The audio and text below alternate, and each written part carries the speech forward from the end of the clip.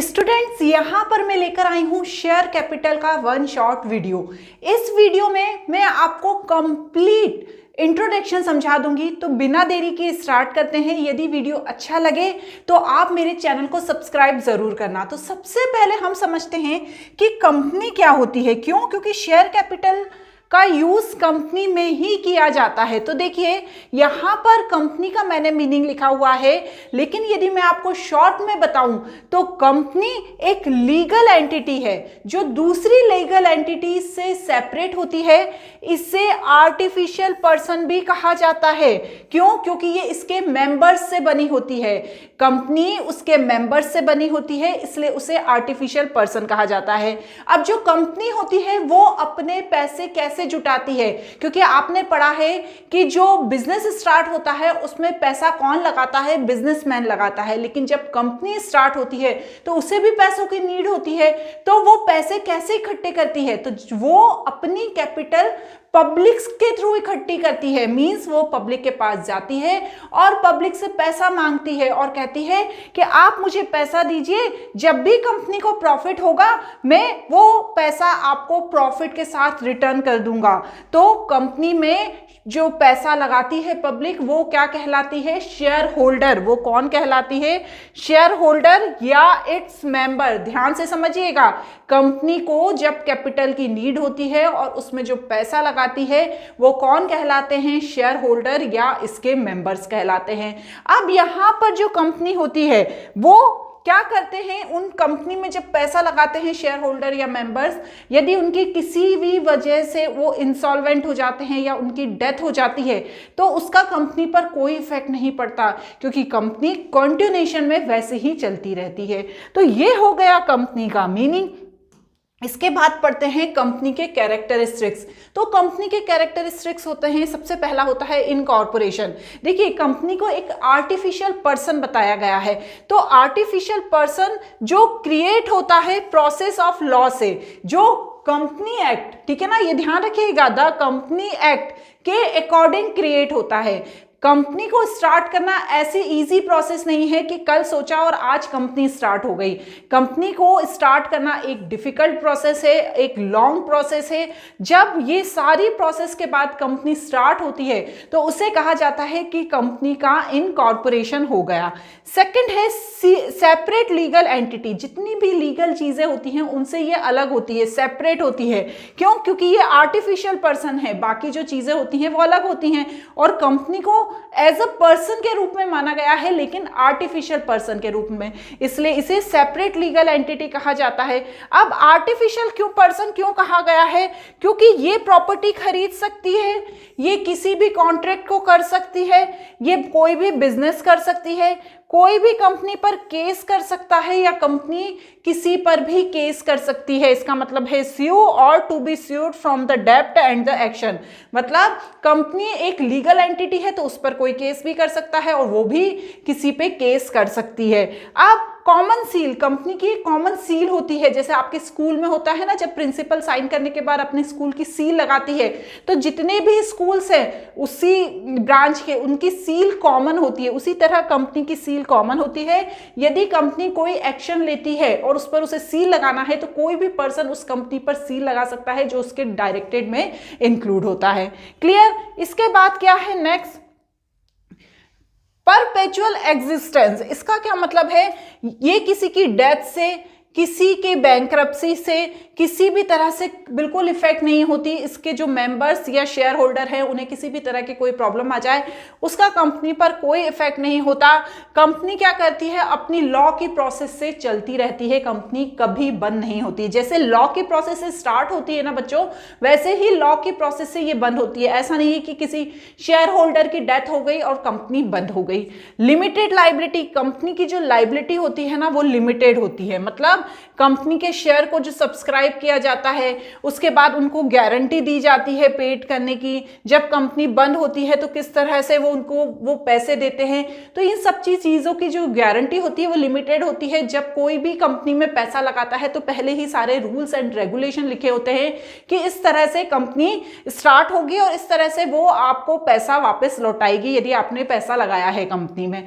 Transferability of share, यहाँ पर share को ट्रांसफर करना बहुत इजी है। यदि मैंने किसी कंपनी के शेयर खरीदे हैं तो उस कंपनी के शेयर मैं दूसरी कंपनी के वाले को बेच सकता हूँ या दूसरे शेयर होल्डर को बेच सकता हूँ।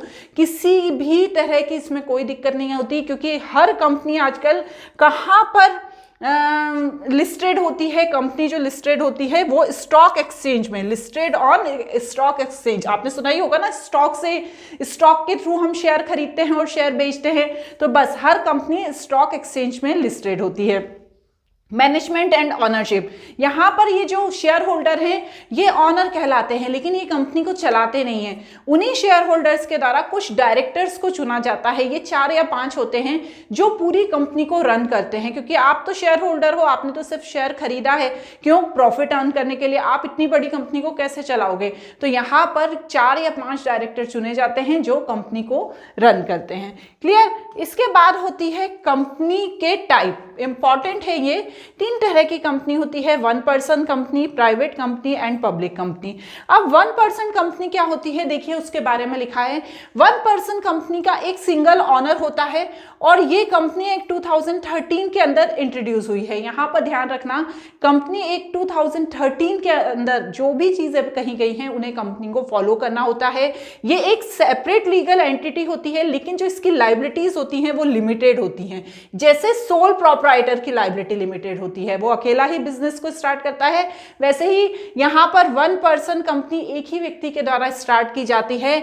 यहाँ पर जो कंपनी को स्टार्ट करता है वो अपनी ओनरशिप भी चेंज कर सकता है। यदि वो चाहे तो वो अपनी ओनरशिप किसी और व्यक्ति को दे सकता है।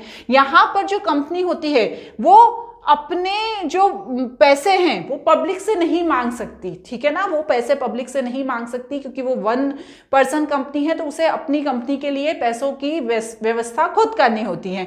लेकिन यदि वो चाहे, उसका जो टर्नओवर है, ठीक है, वो 2 करोड़ से ज्यादा हो जाता है, तो वो अपनी 1 पर्सन कंपनी को किस में कन्वर्ट कर सकती है? पब्लिक या प्राइवेट कंपनी में कन्वर्ट कर सकती है। ठीक है, ये रूल्स है जिन्हें आपको ध्यान रखना है। सेकेंड होती है प्राइवेट कंपनी। प्राइवेट कंपनी क्या होती है? ये शेयर इशू नहीं कर सकती जनरल पब्लिक को। ध्यान रखिएगा, 1 पर्सन कंपनी भी शेयर इशू नहीं कर सकती, पब्लिक कंपनी भी शेयर इशू नहीं कर सकती। इसके जो मिनिमम मेंबर होते हैं वो 2 होते हैं और ज्यादा से ज्यादा इसमें 200 मेंबर हो सकते हैं, जो इसके करंट या फॉर्मर एम्प्लॉय नहीं होना चाहिए।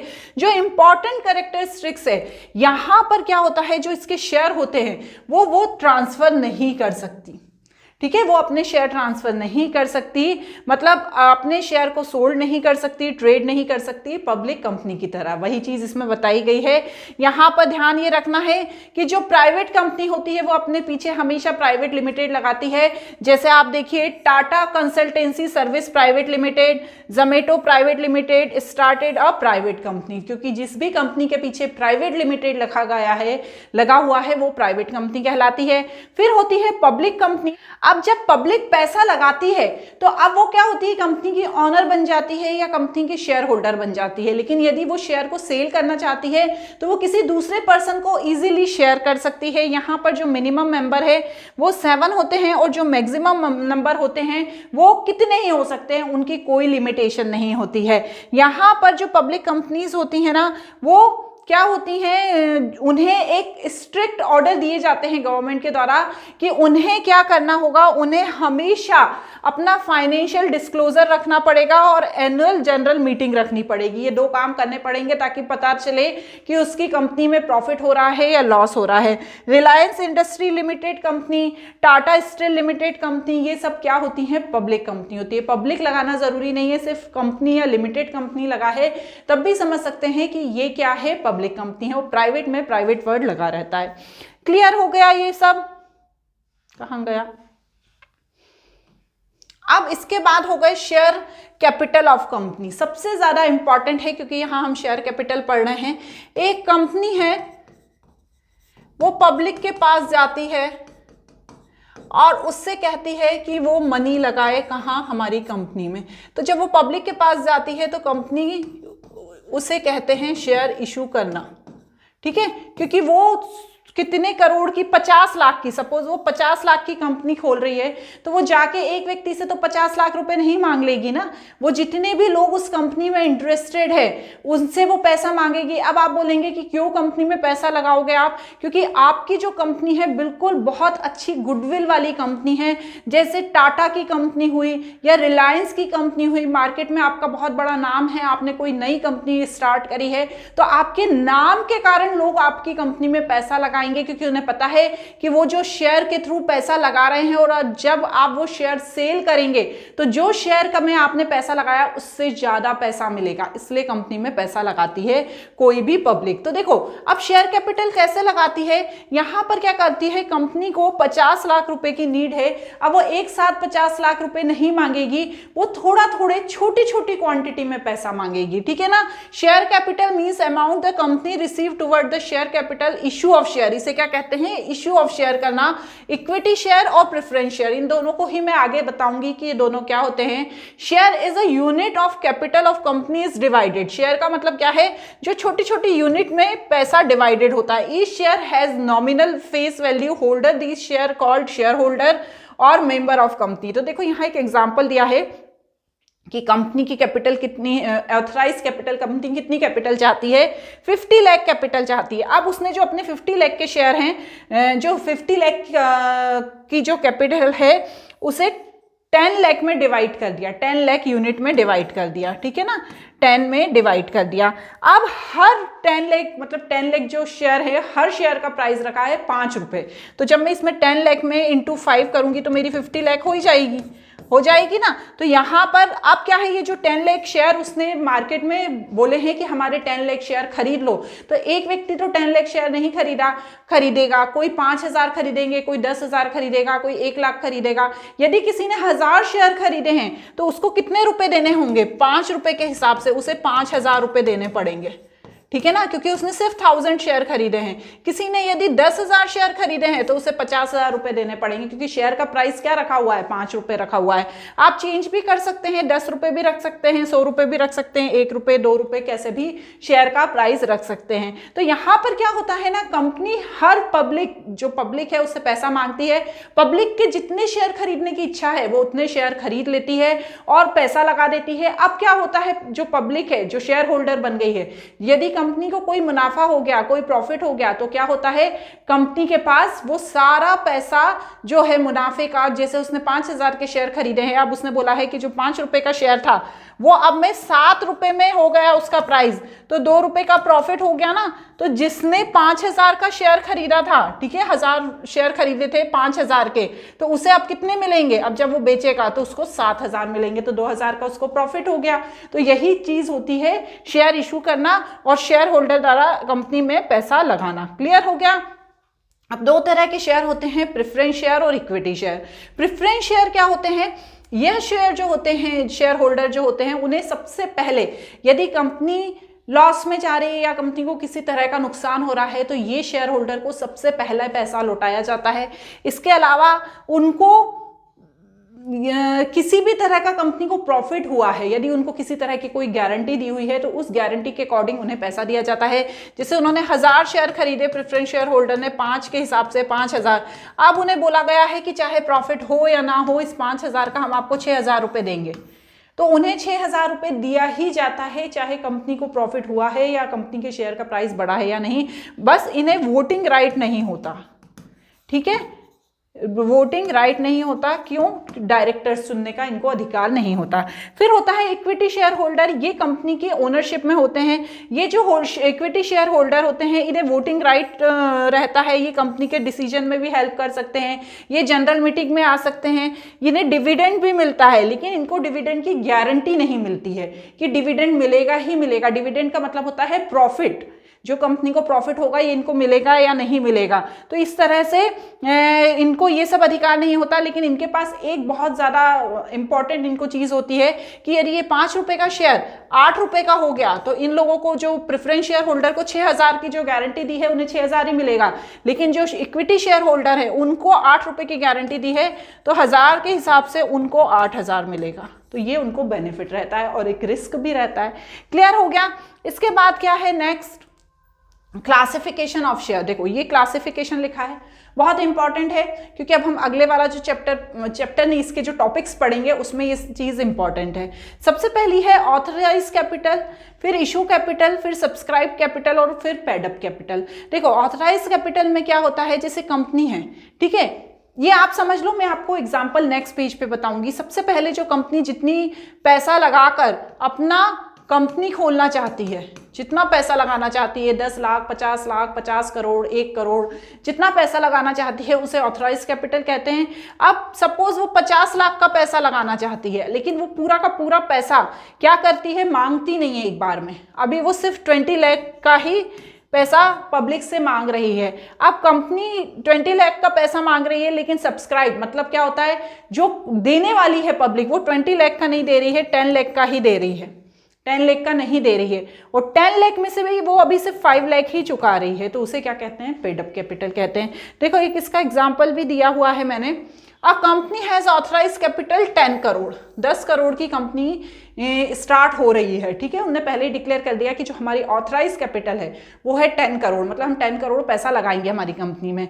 अब उन्होंने जो शेयर इशू करने का सोचा वो सिर्फ 5 करोड़ का शेयर इशू किए, ठीक है ना, 5 करोड़ के ही शेयर इशू किया। अब उसका प्राइस 5 रुपये रखे, 10 रुपये रखे, 20 रुपये रखे, 50, 100, जितना भी रखे वो रख सकती है, वो डिवाइड कर लेगी 5 करोड़ को शेयर के हिसाब से।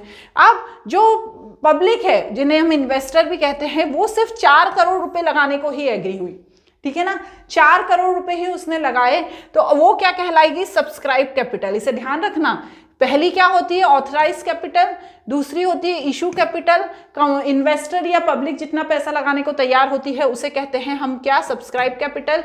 और फिर उसमें से जो कंपनी में पैसा लगाने के लिए तैयार हो गए हैं लेकिन अभी उन्होंने पूरा पैसा नहीं लगाया है, तो उसे क्या कहते हैं हम, पेड अप कैपिटल। मतलब उन्होंने वो तैयार तो हो गए 4 करोड़ लगाने का, लेकिन उन्होंने सिर्फ अभी 3 करोड़ ही पे किए हैं, जो बचा हुआ 1 करोड़ है वो बाद में करेंगे, तो उसे कहते हैं अनपेड कैपिटल।